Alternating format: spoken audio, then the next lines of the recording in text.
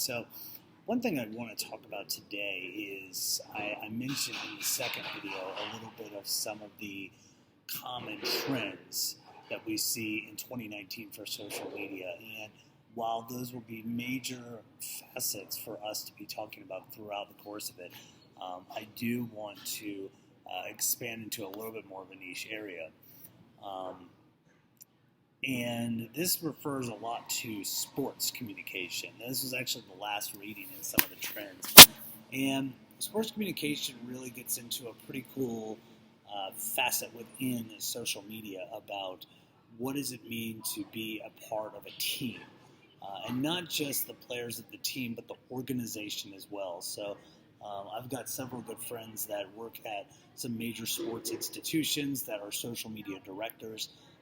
And we've conducted in-depth interviews to discuss what they've noticed and what they do for a living. And it's a really cool job. So one of them is based out of the NHL, and we mentioned that their days are 24/7. They are always posting. They're always thinking of things. They're always traveling. They said, it's an 82-game season. Plus, if we go to the playoffs, we're posting about that too. So it's a very strenuous job, but they mentioned how much they love it. They mentioned how much internet culture really gets involved. They love how the fans interact and so forth, in doses, obviously, because there can obviously be some disingenuous fan bases, as many of you has expressed that you have an interest within sports. So first and foremost, when you look at the article here, this is from the Social and Sport article. It was the last one on week 1. And they have a list. I'm not going to go through all of them, but some of the ones that really stuck out to me. And I'd really like to discuss them and mention a couple things. I'm really sorry about the shaky cam. I'm resting the laptop on my leg, so I'm hoping I'm not making anybody dizzy. Actually, I'm going to put another support on here so I'm not bouncing around the whole time. Okay, that might be a little bit better. So the first thing, and I think this was an important topic, was owning your fan relationship.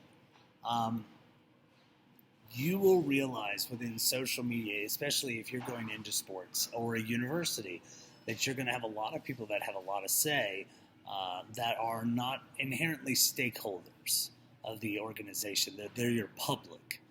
And so if you've taken a PR class before, your publics tend to be somebody that doesn't have any direct stake within your organization, but is still very involved.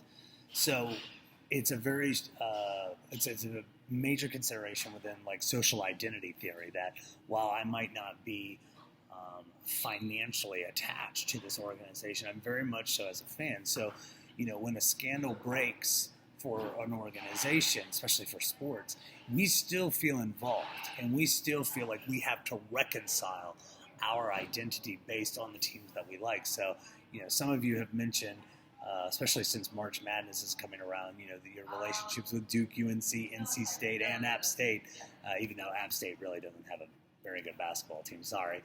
And again, growing up in North Carolina, when a scandal breaks out,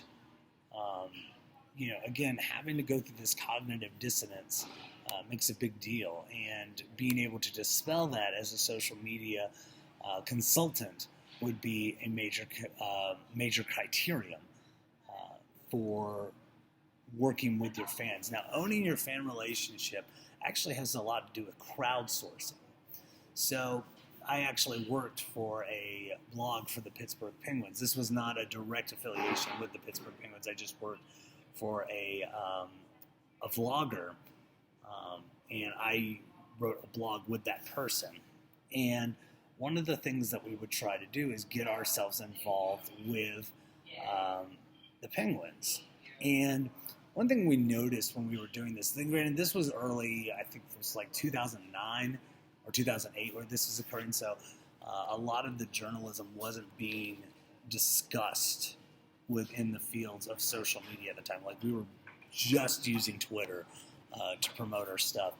But nowadays, and I should show you a link of what I like in particular. His name is Steve Dangle. He's a Toronto Maple Leafs fan, and he does a lot of good work in terms of his Leaf fan reaction. He calls them LFR videos, and being able to embrace him as part of the culture within the Maple Leafs, as he is an influencer, makes a big difference, and it gives that more humanizing perspective. And they've done a really good job in terms of kind of bringing him in to the culture, because if you are a Toronto Maple Leaf fan, you probably know this person because he posts a video after every single game.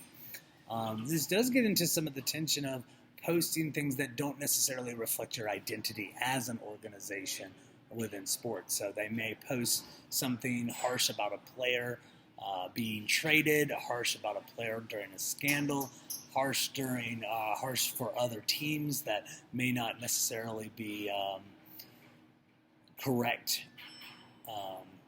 We could look at the Russell Westbrook Utah Jazz kind of thing, where their CEO just spoke out and said, this is not who we are. I don't know what was said, but, this is not the kind of community that we want to represent in this case. When we also look at some of these areas within sports communication, we tend to look at it in terms of talking about the quality of our posts in this case. And it depends on the sport, obviously.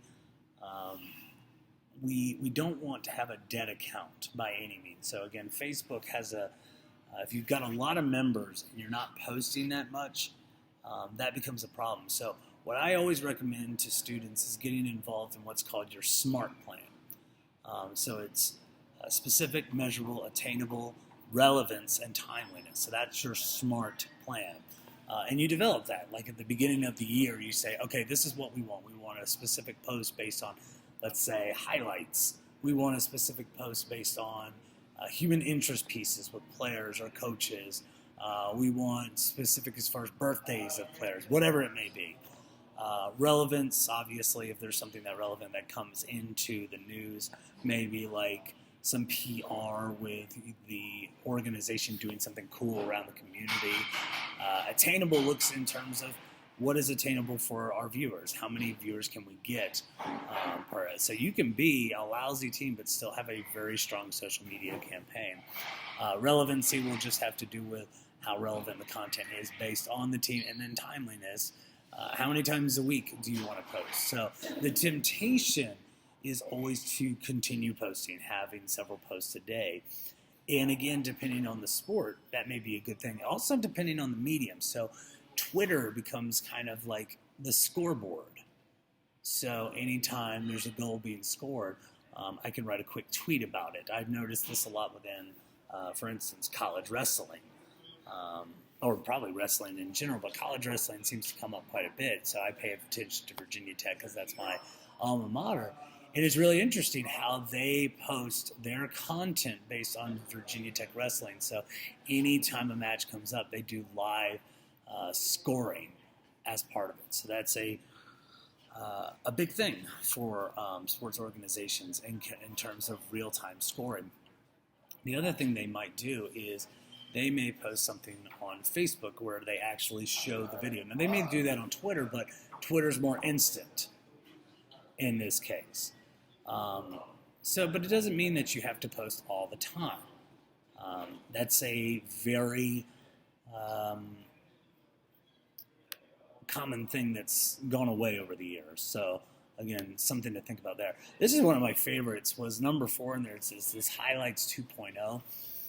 In this major thought with it, and the reason I'm kind of bringing this up is when we think of sports, so you may be a person that could potentially watch ESPN, and so, I'm on the treadmill every morning, and ESPN is usually one of the TVs that's on when I'm on the treadmill. So what happens is I'm watching the same coverage over and over again, and so there's a lot of jokes that come out. It's the LeBron James show in the LA Lakers. It's a certain college team. So, when Duke plays,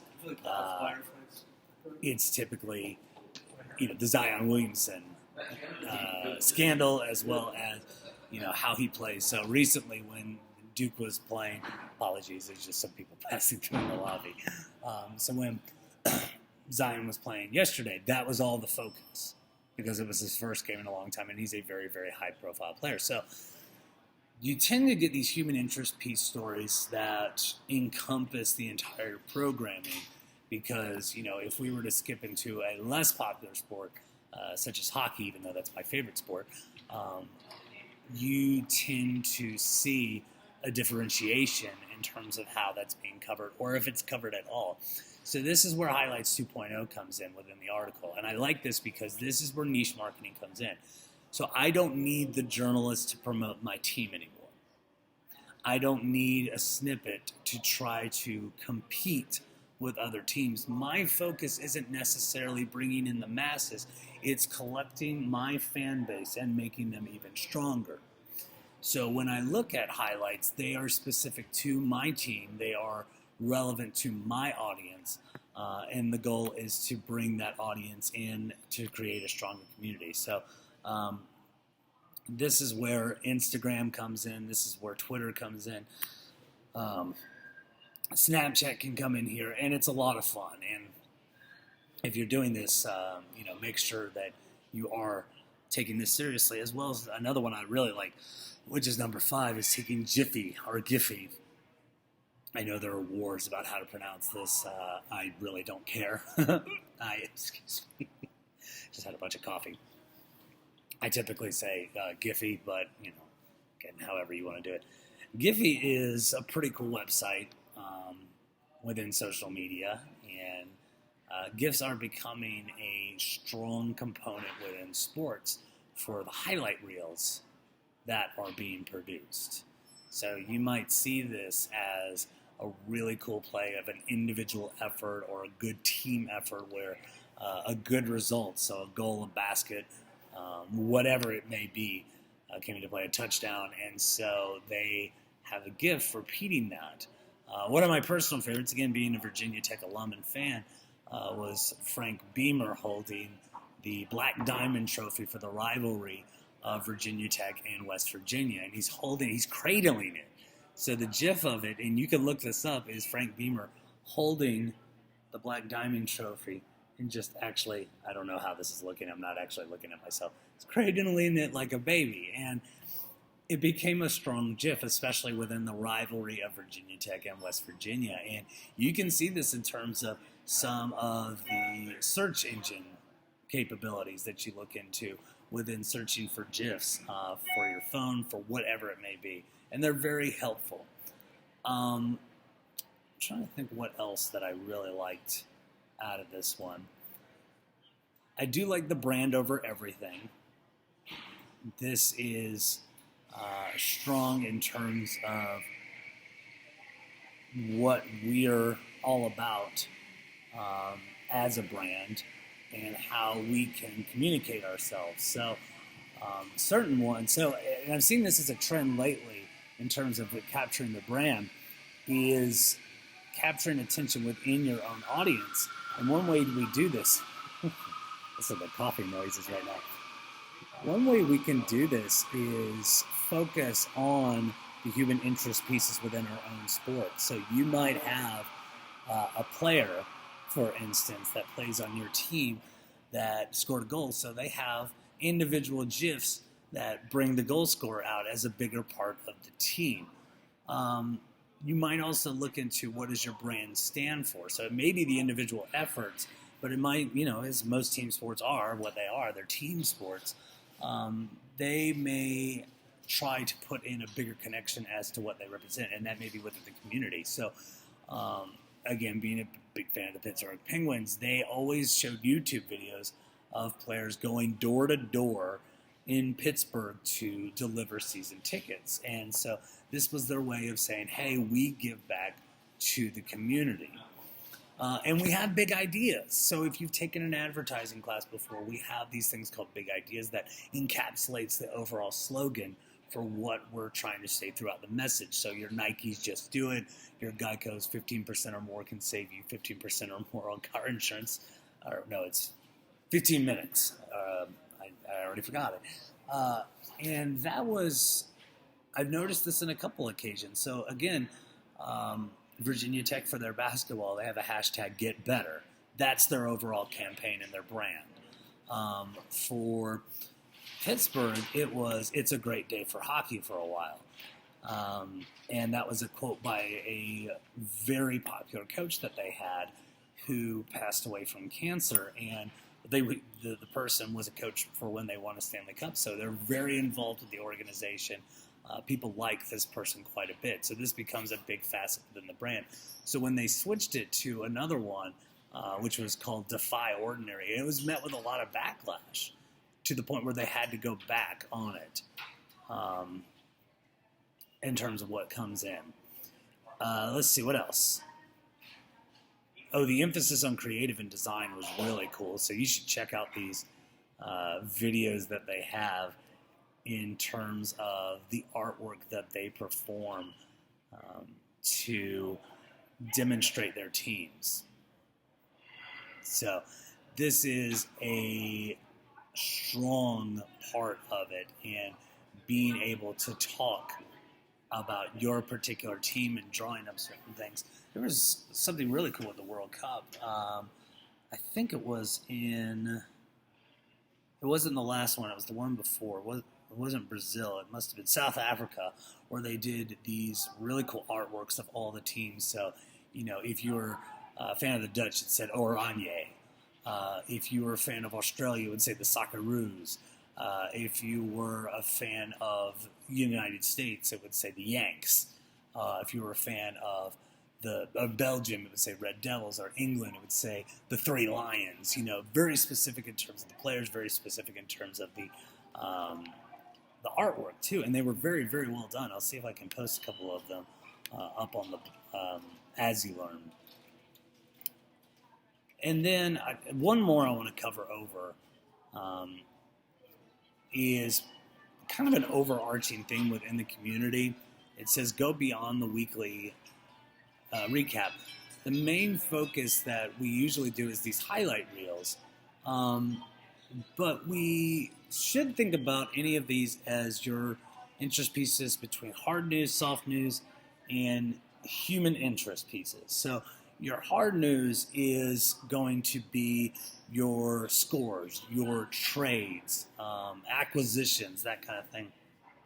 Soft news gets a little bit more into some opinion-based articles about, how things should be performing, that kind of thing. And then or soft news can be something along the lines of, again, that area within it is human interest. In terms of getting to know your players, making them a part of a more human level. And they'll have their own accounts as well that you can link and retweet and share any of their information. So that's a big consideration within the weekly recap. And this is pretty cool when they, because the article shows a lot within Georgia football, Clemson football, and the Ravens. But I'd like to go one step further in terms of the videos that were established by the SEC network, which I think their slogan is "It just means more." And a couple of them did a really good job in terms of encapsulating what it was like within the culture there. So University of Tennessee did this whole montage of people singing Rocky Top in different capacities, like singing it on the car radio, singing it as a local jam band, the actual marching band, someone singing it to a child in a nursery to kind of say, you're a Tennessee fan now. The other would be, I think, the University of Alabama had this long monologue from Bear Bryant, the well-established coach of Alabama, and showing people within the state of Alabama at the university and how much that's a big part of it. Oh, another good one was Auburn University had the Tumors trees, where they were toilet paper. So anytime Auburn wins a really, really big game, they throw toilet paper up in the trees. And there's been varying stories from where that exists, so I'm not going to get into that. But they had that particular strand of, no pun intended, of video thread going and showing all this toilet paper up in the trees. And they're song in the background is "Oh What a Beautiful Morning" from the soundtrack of Oklahoma. So it's really well done, and again, kind of encapsulating that culture and going beyond the highlight reel. And so, again, not a lot of people think about this enough, is going beyond that highlight reel, going beyond what is the basics of it, because that's your hard news. The soft news is just as important. So I'm going to stop there. Take a look at the rest of the article, because there's a lot of good stuff in there. There's a lot of great media in there, great examples. But again, look into that as part of it. And I don't know if I'm going to be posting any more this week. However, one thing I will want you to look at is start reading into week 2 with FTC. Now, some of these within the EU and the FTC are a little tedious as far as the reading is concerned. I'm actually going to post an article that myself and a couple other colleagues published, and this will deal quite a bit with FTC, FDA regulations in terms of what can be advertised, because we'll focus on that. So a lot of y'all who've posted about Fyre Festival, and there's been a couple posts about Instagrammers and influencers and Fyre Fest, and so many people have been posting about that and interested, and that's great, because next week we're going to cover all over this of what you can and can't do based on new FTC restrictions, as well as what the EU has established as well, because they're usually a little stricter than the FTC. We're a little bit more lax in America in that case. So I think you'll like those readings. I think that you'll get a lot out of them. I think they're fun reads, even though some of them are a little tedious from the FTC side. But pay attention to that FAQ, because there's a lot of valuable information. Not that any of you are necessarily looking to be a social media influencer, but it's still just as important to know the process, especially if you were to say, maybe we should use them in a project or something like that. So that's it from me today. I hope you all have a wonderful day. I'll see if I can't post a couple things while I'm in Austin. Some of y'all have been tweeting at me while I've been posting on Twitter. So, keep that up. I like working with the attention. So anyway, y'all have a great day, great weekend, and I'll talk to you sometime either this weekend or on Monday. Have a good one. Bye.